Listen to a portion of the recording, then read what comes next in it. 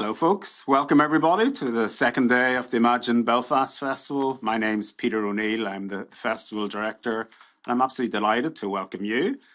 Joining Dr. Hannah White, the Deputy Director of the London-based think tank, the Institute for Government. She's going to talk to us today about her new book, just published, Held in Contempt, What's Wrong with the House of Commons, fresh off the presses, so we're delighted to have an advance copy. And of course the book is now available in all good bookshops and available also from No Alibis bookshop in Belfast, so get your copies pronto.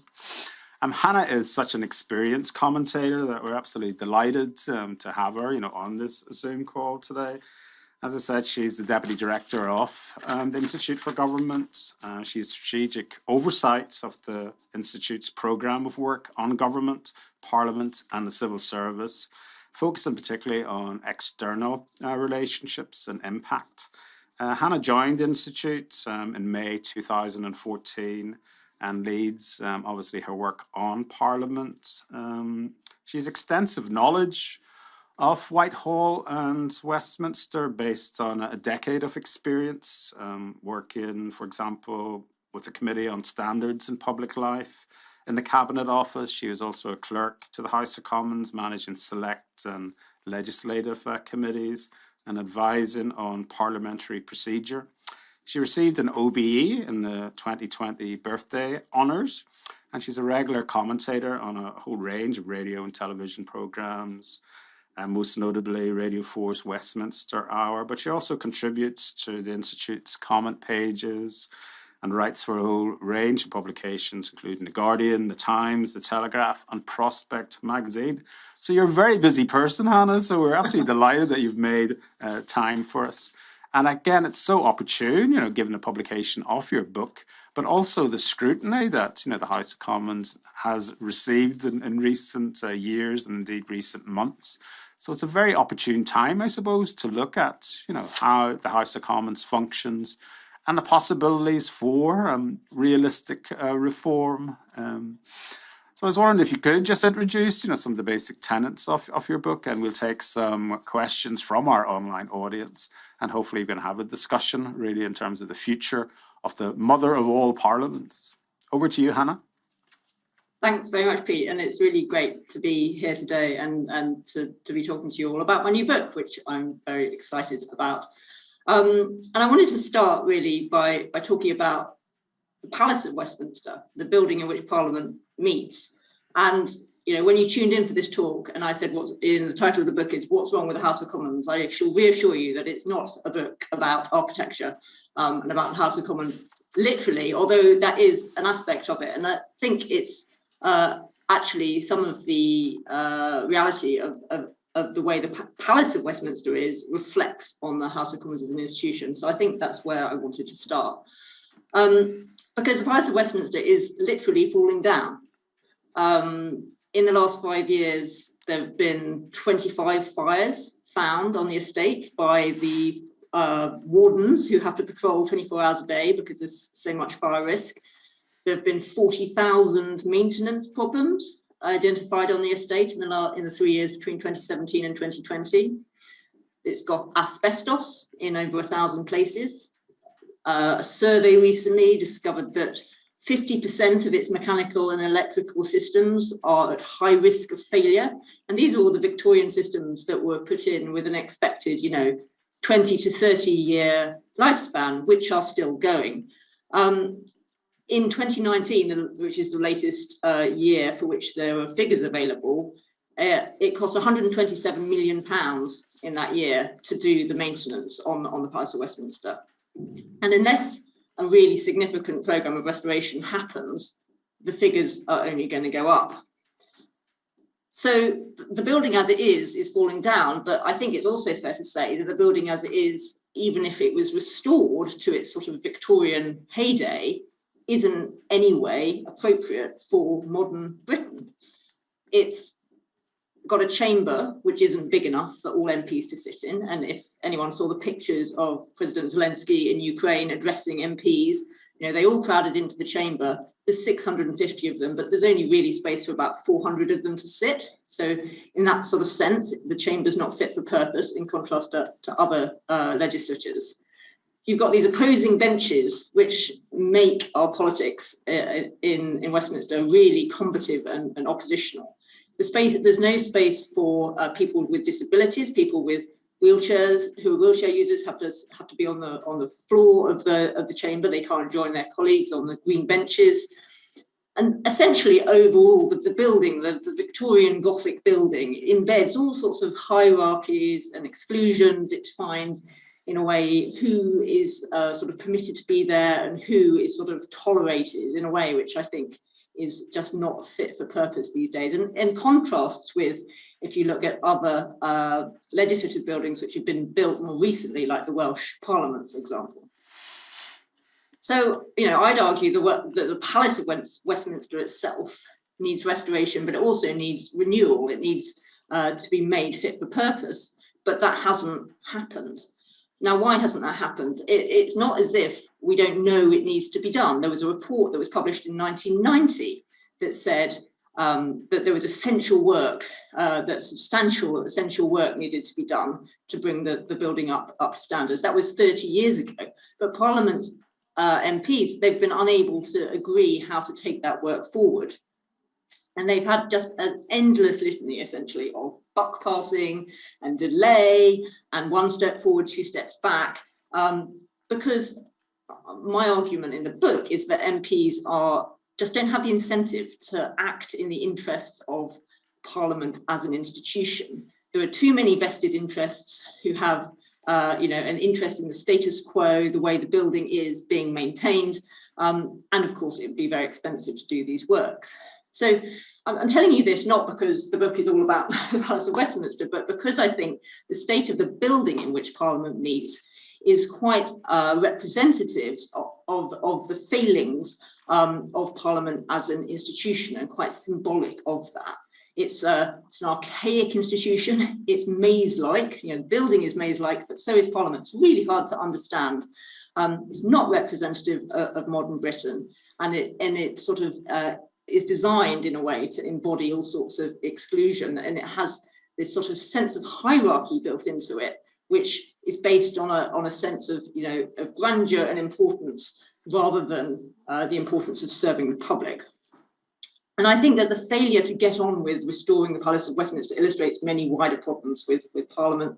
And as I set out in the book, I believe those are contributing to a really low level of public trust in Parliament, which is something that I think that we all ought to worry about, but MPs in particular ought to worry about, because it's their institution.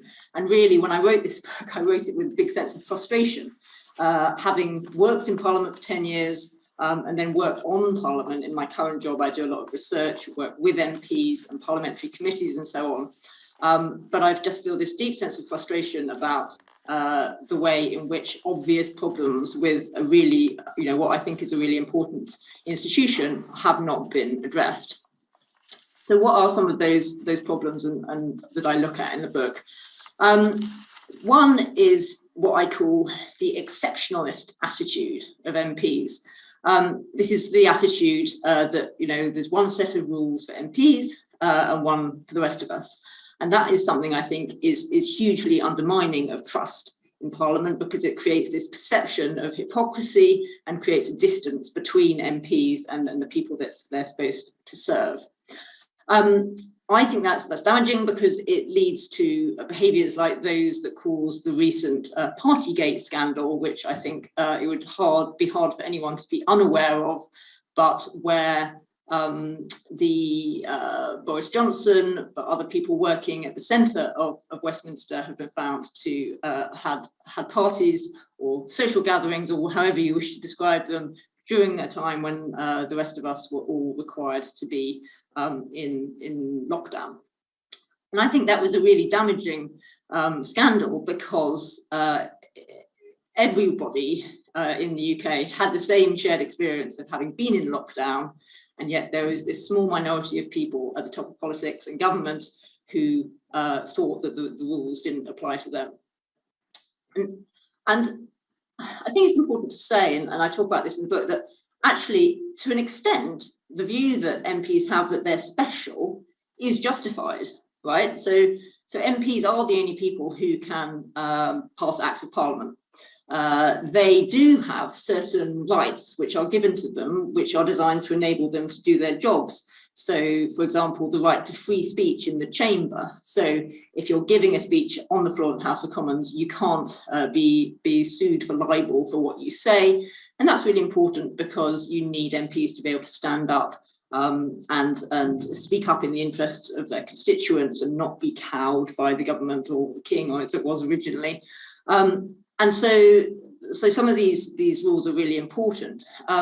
MPs also have this, they benefit from this rule called, which is the rather complex term of exclusive cognizance. But basically what that means is that only Parliament can decide how Parliament should run. And that, again, is intended to protect Parliament against a strong government and a strong king originally. But I think the trouble is that although there are all these reasons why MPs are special, and good reasons why they have to be special to do their jobs, some MPs don't appreciate the limits that there should be to those to that specialness. And ironically, I think the Palace of Westminster contributes to that sort of unwarranted degree of sense of a specialness because it's a royal palace.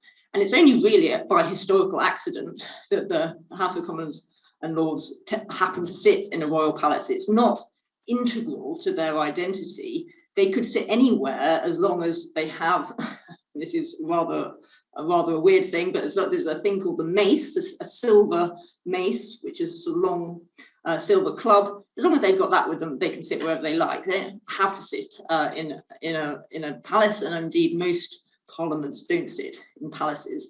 The fact that the Commons and the Lords do gives them a special status because in this country certain laws don't apply to palaces. So health and safety laws, for example, are only followed by choice rather than by compulsion in a palace.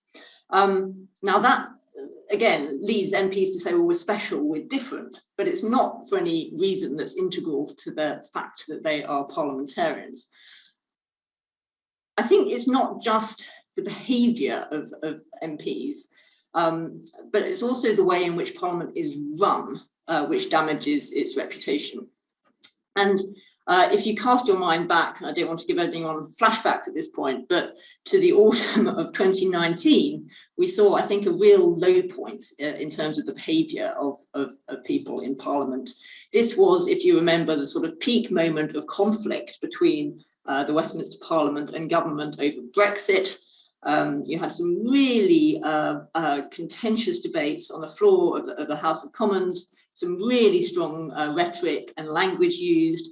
The FT, Financial Times, did some analysis at the time and found that the social media abuse of MPs skyrocketed in the wake of those debates. And you had Geoffrey Cox, the Attorney General, who was sort of on his feet declaiming that Parliament was a dead Parliament, which had no right to sit because it was refusing at the time, if you remember, either to give Boris Johnson a general election, which is what he really wanted, or to sign up to his vision of Brexit, which at the time included the possibility of a no-deal Brexit. So I guess the question is, is Parliament dead? Is Geoffrey Cox right? And I think my answer would be, it's not dead. It's very much not dead, but it's not well. And I think we need to think about the remedies which are needed to make it a more healthy Parliament. And those are some of the things I explore in the book. And why is that the case? Why should we care whether Parliament is sick or on life support? In the autumn of 2019, which I was talking about, there was a survey done by an organisation called the Hansard Society, and they found that 42% of people agreed with the statement that many of the country's problems could be dealt with more effectively if the government didn't have to worry so much about votes in Parliament. And I think that's a really worrying state of affairs when that's what the public thinks. And I can completely understand why 42% of people would have said at the time, Parliament is just, seems to be standing in the way of effective government. But actually, I think we need to think about and value the important roles that Parliament does play. So what are those roles? I mean, from my point of view, one of the most important is the scrutiny that it conducts of government. It's important that there are checks and balances on people in power, on politicians, on civil servants who are making decisions on our behalf. It's only Parliament that can question ministers and the Prime Minister and demand a reply. So that's a really important function, that Parliament can do that. I think the work that Parliament does in terms of scrutiny increases the chances that the things that go wrong in government will be identified and that they therefore won't be repeated. If that scrutiny wasn't happening, those things might go unnoticed. Parliament, I think, is a really important forum for the public to be able to raise its concerns through mechanisms like petitions, for example. It is now possible for members of the public to put things on Parliament's agenda. And I think that's really important. It's a way into the sort of governing process that Parliament facilitates, and means that policy ideas which haven't come up through the sort of government machine can still get onto the agenda. So, for example, we had there's a private member's bill, a piece of legislation going through Parliament at the moment, which didn't come from government, but has come from a backbench member about official recognition for British Sign Language. Or there was a piece of legislation about making upskirting, taking photos up people's skirts, a crime. Those things didn't come from government itself, but because Parliament existed, they were a way of getting ideas into consideration by Parliament. You may or may not agree with those specific things, but I think it's important that there's a way that other ideas can come into government other than just through the sort of governing party.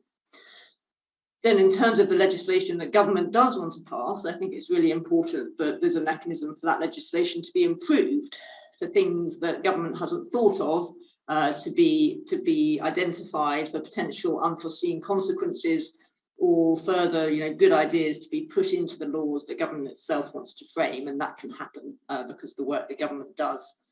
And I think, although in contrast to maybe 100 years ago, there were lots of media platforms, indeed great festivals like this one, where there can be debates held in public now. It's still important that Parliament exists as a place for sort of big debates which are important for the country to happen and to be seen to happen. And then perhaps most sort of fundamentally, I think the importance of Parliament is around its symbolic role. So in a parliamentary system, the government can only continue to govern if it has the confidence of the House of Commons. If there was a vote of no confidence and the government lost, then there would have to be an election. And I think that's one of the key things about parliamentary democracy and something that we shouldn't lose sight of. So for all those reasons, I think we should value Parliament, and we should try and sort of strengthen it as an institution. And I certainly think all the people standing, in front of Russian tanks in Ukraine would say that parliamentary democracy is an institution that we shouldn't just carelessly allow to sort of decline and become less effective. So what are the reasons, what are the problems with the way that Parliament goes around doing its business and doing all those important things which I've just identified? I'll just pick three here, although there are more in the book. One is around the way that government tends to sideline Parliament. If you take the example of the COVID pandemic, something we've all experienced recently and that I've already mentioned, it's, I think, a good example of the way in which government tends to treat Parliament as a hurdle to be overcome rather than an important part of the democratic process. So at the start of the COVID pandemic, nobody was really sure what this disease was and what was going to need to happen to keep us all safe from it.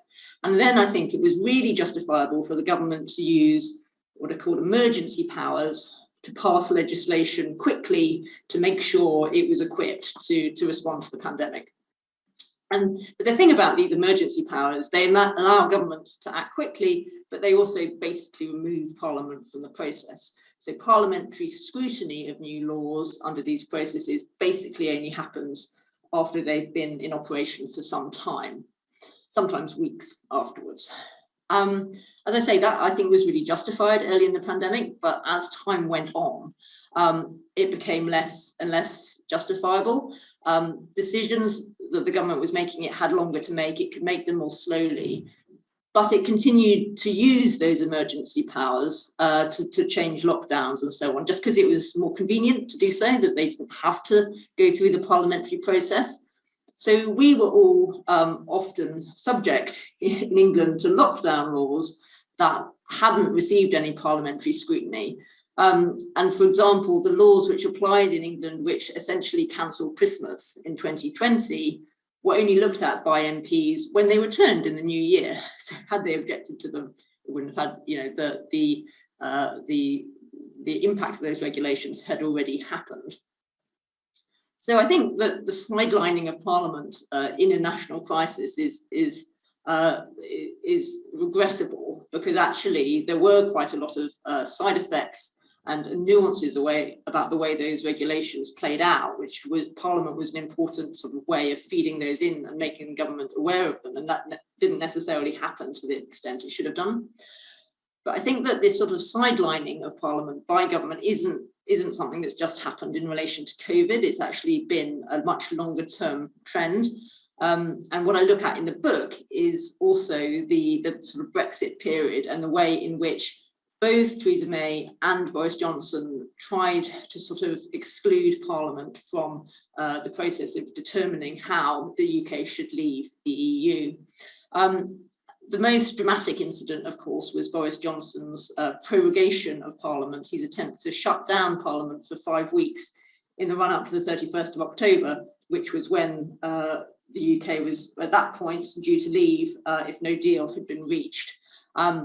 And that's something I look at in more detail in the book and reflect really on how it came about, but also what it tells us about government's view of Parliament. So that sidelining, I think, is one aspect of how it's problematic about the way that Parliament does its business. The second, I think, is just the complexity and the impenetrability of the rules and the language which surround parliamentary procedure. In Westminster, the rules have developed over hundreds of years, literally, and they've sort of accreted onto each other. And it's very rare for anyone to sort of take any rules away. They just add more rules on. And I really feel as though, you know, having been a parliamentary clerk and my job it was to understand the rules, I just started to think that this was a really undemocratic situation to be in, because the public can't understand how Parliament is supposed to run. The media finds it difficult to explain. And actually, lots of MPs don't fully understand the rules. And that, I think, means that there isn't a level playing field for different elected members. So in my view, things ought to be simple and straightforward so that everybody understands how the place is supposed to work. And then people should win arguments on the basis of the policy arguments. But the way the situation actually functions at present is that some people who understand the rules better can sort of steal a march over others because they know how to use the procedures in a way that's advantageous to them.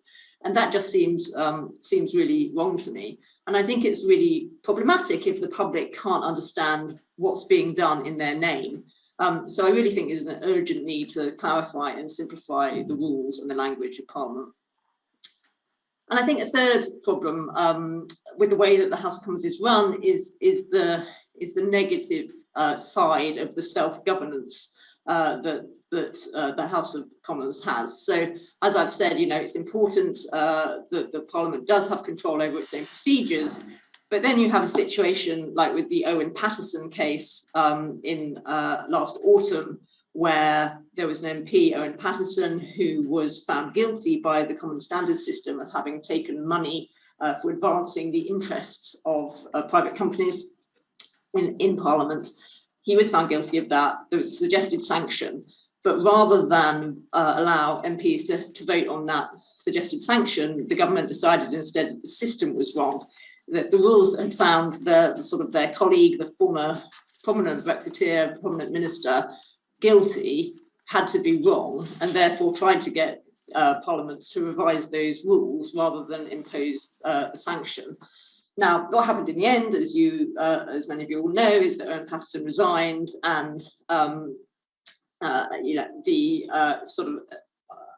the MPs rebelled over what government was trying to do. And I think at the time, the government said, everyone's obviously really worried about second jobs and outside interests, so we're going to do something about this. Actually, last week, the government's gone back on that position, which I think is really problematic, but we could talk about that later if you want. But I think the episode was really damaging because it showed the public that MPs were basically determining their rules for themselves. If they didn't like the outcome of the rules, they were going to change the rules. And they were trying to essentially argue that the rules that would apply to other people didn't apply to them. So what can be done to address all these problems? Again, I look at this and make some suggestions in the book, but the main point is that MPs, I think, have to recognise that the fact that there's really low trust in Parliament is their responsibility to address. They can't just assume that, yes, it's regrettable, there's nothing we can do about it. Actually, there are things that they could do about it and they should do about it. So firstly, I think government needs to take Parliament more seriously and give MPs more say over what they get to discuss and when. They should also provide more opportunities for MPs to vote on ways to improve Commons procedures, rather than just always blocking those sorts of procedures when they don't think that they're in their own interests.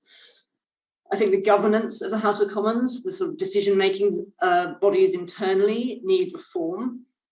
There needs to be a requirement for the administrative decisions to take into account the interests of the institution, because at the moment I think it's too geared towards the preferences of current MPs, who after all are just the current set who happen to be elected at the moment. And there will be many future cohorts. And actually there's no requirement at the moment to think about the interests of Parliament in the future. And I think one way of doing that would be to have more members of the public, lay members involved in some of those decision-making bodies. I think there needs to be, as I was talking about the complexity of Commons procedure, there needs to be a permanent mechanism for reviewing the rules and thinking about their accessibility, and there needs to be expertise brought in about how to make the language of Parliament and the rules of Parliament more accessible to the public. And I think the MPs individually need to reflect on their sort of special status and the proper limits to that. And think about how to make Parliament an exemplar rather than an exception to the rules. So, I mean, my key argument, just to close, I realise I've been talking at you for a long time, and I'm really interested to hear your questions. It's basically the people who work in Parliament are key to this, and MPs need to take responsibility for the credibility and the effectiveness of their institution. And if they don't do that, I think there's a real risk that Parliament continues in a sort of downwards cycle of credibility and effectiveness, which will ultimately undermine our whole system of government. And to go back to where I started, it's problematic that the Palace of Westminster is falling down. It's quite a good chance we'll see some sort of major fire or accident there in the coming years. And maybe it's only a major fire which is going to really cause MPs to reflect on these sorts of questions I've been raising today. But I think, if MPs can't find a way to agree on how to repair the building in which they meet, then I think that really is indicative of bigger, more serious problems about the way the institution itself is run. And I think that MPs need to take responsibility for addressing those more fundamental problems. So yeah, that was what I wanted to kick off by saying, but really interested to hear and respond to any questions. Thank you, Hannah. Thank you for such an excellent overview of your book, which again, is available and which details and obviously a lot more depth, some of the key, aspects that you've just recounted for us. And just picking up the point about the sidelining of parliamentary scrutiny, Jerry from Belfast has popped in an interesting question for us. And he asks, how relevant is parliamentary scrutiny if the government either ignores issues raised or blatantly and repeatedly lies in response to issues raised? Yeah, well, I mean, that's a really important question. There's two important things there, I think. So one is the willingness of government to respond to scrutiny. And I think that here we've seen real differences between governments with different sizes of majority. And I think the Boris Johnson government certainly came in with the view that it had an 80-seat majority and it didn't have to listen to anyone. And that can be, problematic, and it can feel like Parliament isn't, getting the purchase it would like to. If you contrast that with a sort of minority government situation when, for example, Theresa May was in charge and she sort of almost couldn't pass any legislation because she knew that actually it would be opposed within Parliament, and that sort of led to a bit of a stasis on the legislative front at that time. So I think that it's even in a situation where the government appears to have set its face against the impact of scrutiny, actually it's not true that nothing happens. Actually, the work of parliamentary committees behind the scenes often raises issues which, even if government doesn't come out and say, we are doing this because the committee suggested we should, some of those ideas get fed into policy making, and some of this stuff does have an impact behind the scenes, even though it doesn't, seem that it may be doing that. The lying part of the question, I think, is also really interesting. It was, really remarkable when we had the sort of Prime Minister's questions about, I guess, a month ago, when Ian Blackford got himself thrown out of the House of Commons chamber for accusing Boris Johnson of lying, and everybody said this is really ridiculous. Like, surely you have to be able to the point he was trying to make, it wasn't a sort of a careless sort of insult. It was the square point that he was trying to make was Boris Johnson is lying in this situation, and that ought to have consequences. And it feels really weird to people that actually Parliament doesn't allow you to say that somebody else is lying.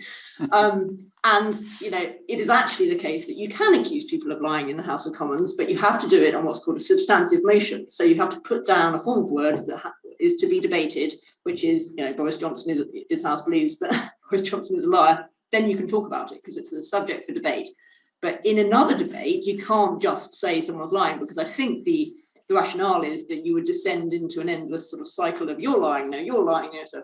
But people don't understand that, and I think that that's a really good example of how parliamentary rules don't make sense to people, and then they're like, well, Parliament, it's irrelevant, it doesn't make sense. Why would I listen to these people? Because they have these stupid rules that don't seem to reflect what I want my MP to be able to say in the chamber.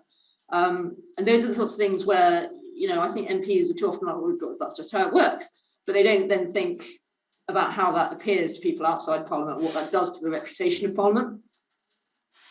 Well, that's right. The procedures, as you outline in the book, are famously, complicated and, very difficult for, most people to understand. And as you also state in the book, the growth of secondary, if you like, legislation, and the failure really from parliamentarians to properly scrutinise, the legislation that comes through. Sometimes I think we forget that we elect, MPs. Their main job is to be legislators, and yet very few, you could argue, have the skills and dare say the aptitude, to thoroughly, if you like, interrogate legislation, that comes before them.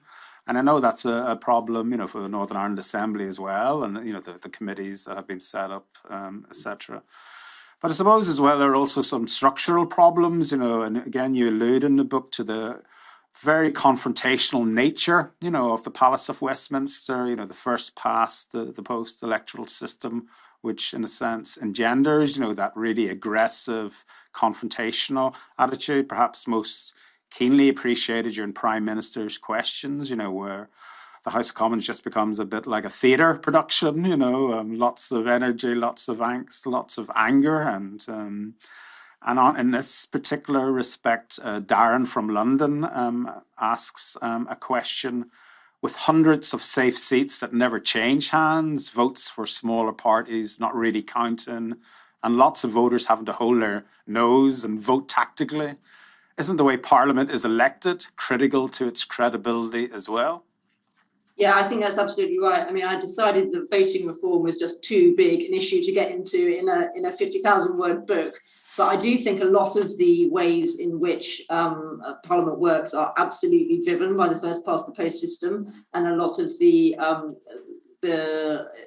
some people would say, less effective aspects of how it works are the consequence of the first past the post system. So as you say, Hundreds of thousands of people seeing their votes not reflected in the makeup of MPs in the House. But also the sorts of rules around, who gets to ask questions and priority order for things that happen in the House of Commons, or who gets to sit on select committees being determined by the number of seats that the people have won at the election. So a direct consequence of the way in which we elect people then totally affects the opportunities that parties have to put forward their interests and so on. So I absolutely agree that the first past the post system is sort of then sets up this very oppositional politics, which some people think is has the benefit of you get a strong government which can push through an agenda in comparison to a place where many European parliaments, for example, where you end up with lots of a coalition which maybe can't make as much progress because everything has to be negotiated, and very small parties get a disproportionate influence over policy.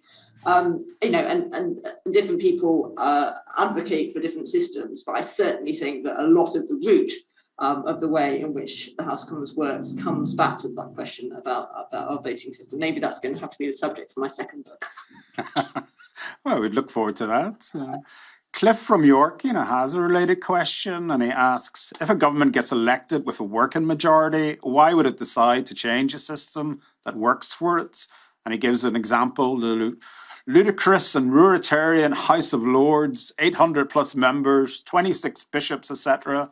Of course, there's no impetus to change. Well, I think that's right. I mean, I was just talking to a colleague before I came in here to do this talk, who'd been talking to some Swiss politicians who'd come over here, and she was explaining the House of Lords to them, and she said that they just got more and more confused. And she said, well, no, it's not actually that you don't understand it, it's that nobody quite can explain why we have ended up with this system in the way that we have. So, I mean, I think, though, Cliff's absolutely right that there's this question about why would a government that's been elected under this system choose to change the things which are then hugely beneficial to it. And I think that's a real problem for people like me who are advocating for change. You do get, windows of opportunity, you might call them, for some of this reform to happen. So, for example, unfortunately, it often, and I point this out in the book, it often happens only after a sort of major scandal or a problem. So after the MP's expenses scandal, there was a sort of general sense among politicians in the run-up to the 2010 election that we got to show the public that actually we've understood that there's something, there's a big problem here. What can we do about it? There was a committee set up which was chaired by a politician called Tony Wright, which produced a whole set of recommendations about how to rebalance power in the House of Commons between Parliament and government. Politicians, including Gordon Brown, sort of said, well, we really agree with everything coming out of this committee, and if we're re-elected after the next election, we'll do all this stuff. And that can be a really important mechanism. I think sort of suggestions made and signed up to in manifestos ahead of elections can then be slightly harder for politicians to backtrack on if they then get into power. On the other hand, they can very well be backtracked on, and some of the things that Gordon Brown had said he would do, he didn't then do, given the opportunity. But it is absolutely the case that this is why I argue that there needs to be a sort of more cross-party input into sort of the governance of the House of Commons, but also more regular opportunities for the House of Commons to make decisions about how it runs itself. Because at the moment, the government can just stop there being debates. There are committees whose job it is in the House of Commons to come up with better ways of doing things. There's the procedure committee that looks at procedures of the House. There's the sort of the liaison committee that is focused on what select committees do. But there's no amount of good recommendations that can come out of these committees. If the government doesn't let the House then have a debate about them and vote on them, then they're never going to go anywhere. So I think shifting the balance of power about when decisions can happen and when they can be discussed, which makes it harder for the government to sort of just impose its vested interests, I think could potentially have a bit of an influence. And Michael from Belfast asks, how would the greater involvement of unelected lay members improve things? Do you think there's a role, for example, on the Procedures Committee or liaison committees for lay members? So we've seen this a bit. I mean, it's really interesting. The Common Standards Committee now is, so the committee which is responsible for policing the code of conduct for MPs, now has lay members on it. When I worked in the House of Commons 20 years ago, it was like an impossibility that you could possibly have people who were not members of Parliament sitting on a parliamentary committee. And all sorts of sort of very historical precedents were cited to say that, this could never happen. And then they did it, and look, the sky hasn't fallen in. And actually, I think, it did increase the credibility of that committee. I think actually in that case, it didn't go far enough because, my view, and the House of Commons has adopted this to some extent with some cases. My view is that standards cases ought to be dealt with in an even more independent way, cutting out MPs pretty much altogether. And that's what's happened in relation to bullying and harassment allegations against MPs. That's now, apart from a final vote that MPs get on whether to impose a serious sanction on their colleagues, that's all dealt with in an independent way. And my view is that you actually need to push the ethical standards regulation into an even more independent space. But yes, I absolutely think that more lay involvement could keep MPs, when they're thinking about what seem to them to be sort of administrative things which are just for them to decide about, actually it could push them to keep more of an eye on the interests of the public and the interests of the institution as a whole.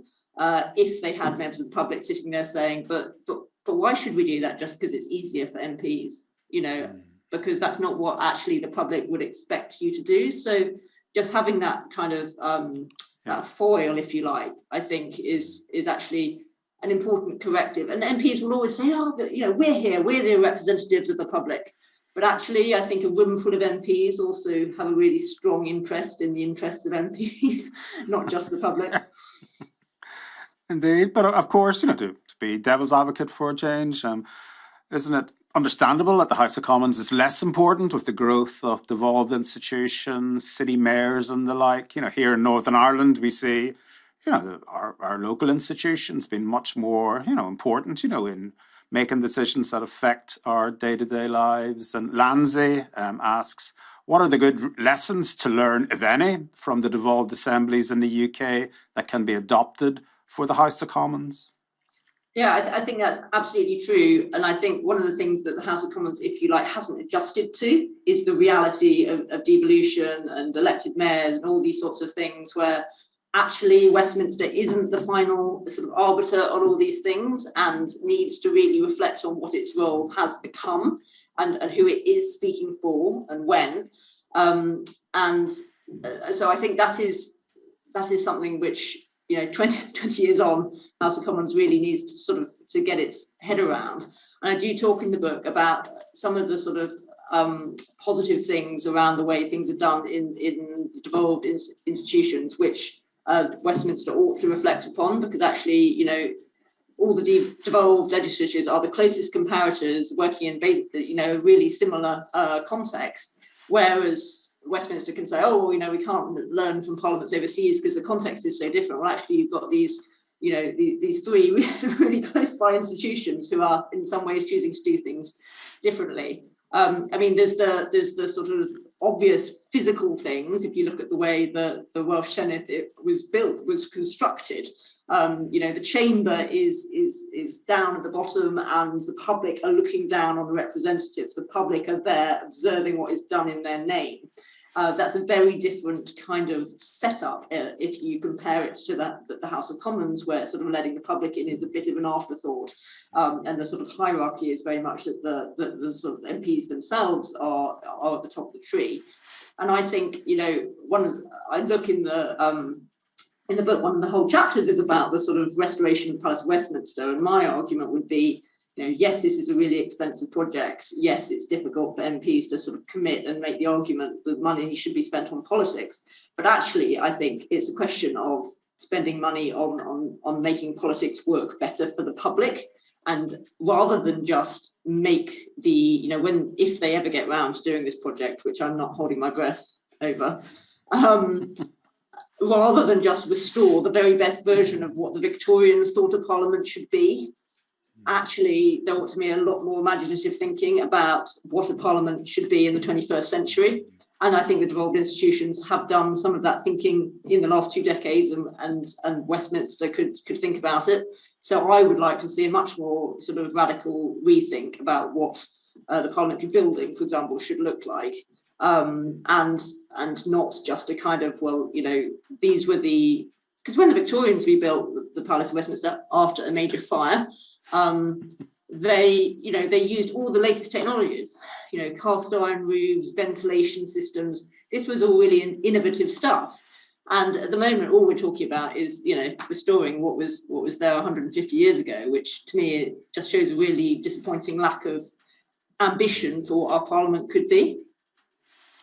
Absolutely. And again, I suppose, we could have perhaps hoped for more experimentation, from our devolved institutions, greater willingness, to look at more participative forms, if you like, of citizen engagement. And in this note, Chris asks, on the merits of public input in parliamentary process, do you think innovations such as citizens' assemblies would improve trust in Parliament by creating more informed policy, or reduce its perceived value by taking policy formation outside of Parliament? So I declare an interest here. I'm a trustee of a charity called Involve, which does a lot of work with citizens' assemblies and juries and so on. So I'm actually really a big advocate for those sorts of mechanisms. And I think this is a really good example of how Parliament needs to sort of move with the times. And that there have been some really good examples in the devolved legislatures and their governments, indeed, experimenting with these sorts of mechanisms. And I think they ought to not be seen as sort of as a sort of opposing form of democracy, if you like. That you either have representative democracy or you have participative democracy, deliberative techniques, but they ought to be seen as really mutually reinforcing. And I think that MPs need to recognise that the public's expectations of how they can get involved in politics have changed. I mean, not for all citizens, but there are certainly now citizens who want to be involved in a different way.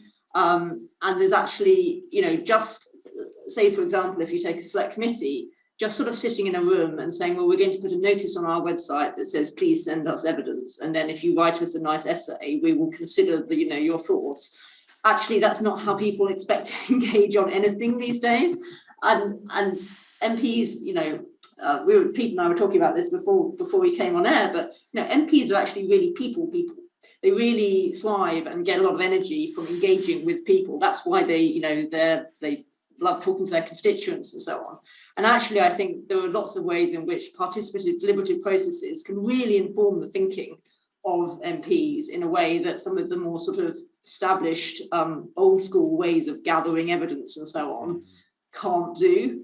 And they ought to be embraced. I mean, the Westminster Parliament, to its credit, did do this big citizens' assembly a couple of years ago, where 6 select committees commissioned an assembly which looked at adaptation to climate change and got people to reflect on how it might be reasonable to ask people to adapt to climate change. And that was a really interesting and important experiment, I think. But I'd just like to see more of it, and also an appreciation that participative deliberative stuff doesn't have to be big, doesn't have to be massive showcase events like that. It can actually, the use of the techniques can actually be done at a much smaller scale, but can still really inform MPs' thinking. And as we find in Northern Ireland, politicians can be quite suspicious, about these, if you like, innovative, if you like, mechanisms. In Northern Ireland, for example, we had the Civic Forum, which hasn't been re-established despite, quite a lot of, groundswell of support. And these are issues that we will actually look at on Friday, on the 25th of March, at a whole stream, which we call Democracy Day, when we talk to experts. People like John Alexander, for example, who's just produced a book on citizens, which looks at how citizens can re-engage, with formal political process.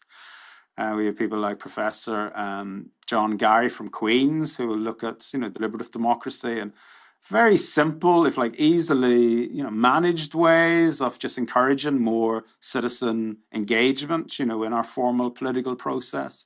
So that's something to look out for, in our festival program. I think we have 15 events which interrogate these sort of issues and again are involved in that. So it's great, that you're involved in such an important network. And I suppose, just looking at, I know in your book you touch on, the role of referenda, issues, some of the difficulties that can arise, from a reliance on these sort of mechanisms. And I suppose just to be, again, the devil's advocate, that there is this view, like, why disrupt, a system that works to a certain degree? There's a high level of trust, as we've seen from COVID, where the UK public have generally been very, supportive of government, guidelines, you could argue that is the key, if you like, measure, of trust in an institution, that the public actually trusts and, will comply with regulations and legislation laid down, by a parliamentary process. So is there a danger that if you tamper with the mother of all parliaments, all hell will break loose? No, I mean, my view would be that, we can only get better from the situation we're in now. You're exactly right that in the COVID pandemic, we were lucky, actually. Most people, certainly at the start of the pandemic, were pretty much inclined to do what the government asked them to do, which is indicative of a good level of trust in government.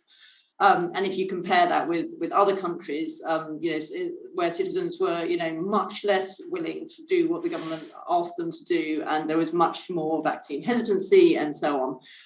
But I just think this reinforces the case for government reflecting on the importance of Parliament as underpinning its own legitimacy. Because I think that if people look at Parliament and think that, the government is riding roughshod over it, that the Parliament isn't willing to reform itself, that it's, too much just advocating for the interests of MPs and not for the interests of the public. I think for all these reasons, people are just going to get more and more sceptical about whether they should be following the laws which Parliament passes. And if you look at, I guess the two big sort of COVID-related scandals being Barnard Castle and the Prime Minister's advisor, Dominic Cummings, sort of breaching lockdown rules in relation to his drive up north, and then Partygate. Actually, I think that the polling that was done in the wake of those scandals definitely showed less inclination of people to follow the rules themselves when they saw them not being followed by sort of political figures. So I think, it's as clear as demonstration as any, really, that actually it is really important for the people at the top to set rules that they are then the exemplar in following, and having a really credible sort of institution in the form of Parliament, which people look to sort of aspire to be like, rather than just sort of shrugging their shoulders and saying, it's not a system that I have any respect for, so why should I listen to what they tell me to do? Yeah. And Tom has chipped in with a rather cynical question. He argues, is the sovereign power of Westminster something of an illusion, given the power has always been outsourced to corporations, intensifying since the 1980s, to the point that the state can act in this way even if it wants to? Yeah, I think this is a really interesting question. And I think it's also, if you look, there's been a number of sort of different trends which mean that sort of the sovereignty of Parliament is not the sort of absolute, that sort of is a slight sort of smoke and mirrors that MPs would like you to believe. So there's absolutely the sort of power of corporations, particularly transnational corporations, that we now see. And I don't think Parliament's properly got its head around how it can scrutinise those sorts of things. And I would like to see much more imaginative working between, our Parliament and other parliaments internationally to think about those sorts of issues. There's the growth of the kind of regulatory state, if you see what I mean. So a whole bunch of regulators which actually are forming and sort of regulating rules and areas of life which didn't used to exist and now do and aren't under direct control of Parliament. You've got a sense in which lots of sort of debate and so on is happening now in the media rather than is happening in Parliament. You've got the devolved institutions who, I think we saw with COVID more clearly than many people had really realised in the past the extent to which actually Westminster doesn't get to decide lots of things that happen. And I think I was a surprise to some people in Westminster that they suddenly realised they didn't get to control, what was going to happen in Scotland, Wales and Northern Ireland on some of these health grounds. So it's absolutely the case that the sort of absolute power of the Westminster Parliament has been sort of chipped away at in lots of different ways. And I think that's a really important reason for Parliament to reflect for itself on its own status and what it is good for and what it ought to be good at, and to think about how it can bolster its own credibility so that it plays the role that it still has, really, really well, rather than just sort of telling everyone it's very important and they ought to listen to it, which in this sort of this day and age doesn't really cut it. And of course, it's so pertinent for us in Northern Ireland as we approach the Assembly elections next month. And unfortunately, the real danger that our institutions, won't be able to run, that there'll be another breakdown, in a sense, in our local government. I was wondering if you have any reflections on the Northern Ireland Assembly, how it compares, not just Westminster, but perhaps the other devolved institutions. If you've got any tips for our local parliamentarians and assembly members on how we can improve governance here. Yeah, well, of course, there have been some changes recently in Northern Ireland in relation to the ministerial code and special advisors and those sorts of things. But I think that the point I would make is really sort of a macro point, if you like, which is I really think that politicians need to keep their focus on what the public want for them in a meta sense.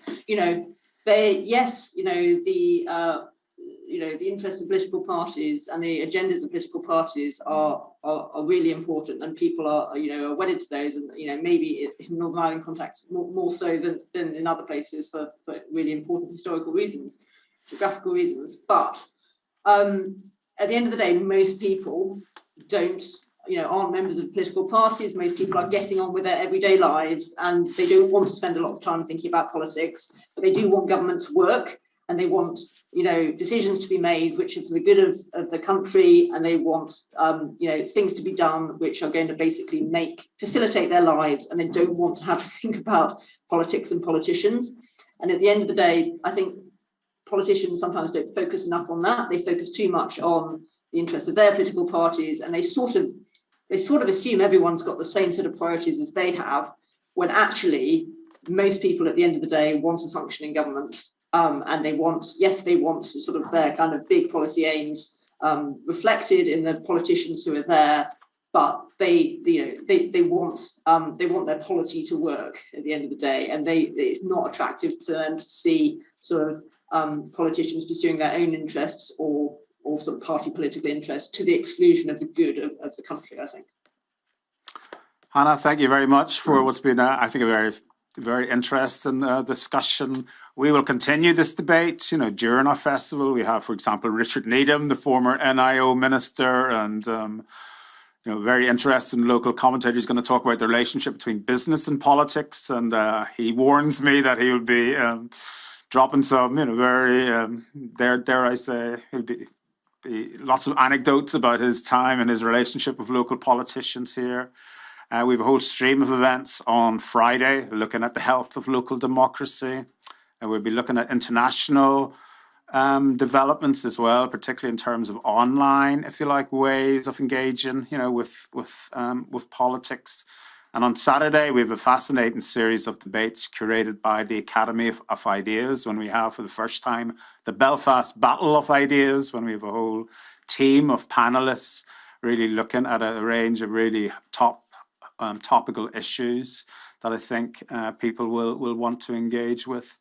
But for now, we're going to first of all thank you for your contribution. Again, look out for this great book, which is a fascinating read, and I wish you very well for the future of the book, and hope you sell lots of copies. Thanks very much, Pete. Thanks, Anna.